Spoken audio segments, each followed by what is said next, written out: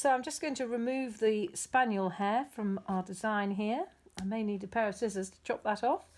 And then we're going to go ahead with the second colour on this little thistle head. So I'm going to come up at the centre of a point, so quite near the end of the point, lay the thread in the opposite direction to the first layer of stitching and just use your finger to hold it down in the correct direction. Now, if you're twisting your thread across or crossing the first colour, you'll see your original stitch in this second colour very clearly.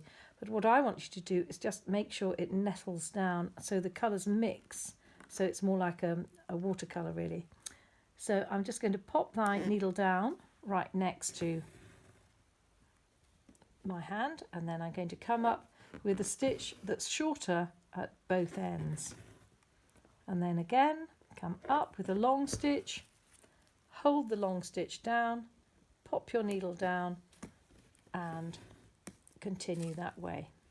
So you just hold each stitch down as you stitch across the shape, coming up with shorter stitches and then long ones.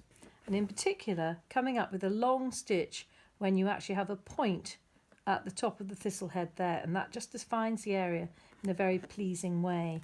If you find direction very difficult, a tip is to just go into each point and hold the thread down, putting that stitch in, and then just dot around all over the top of the thistle head, just using that first stitch to keep your direction, and then returning and filling in long and short stitch as you usually would.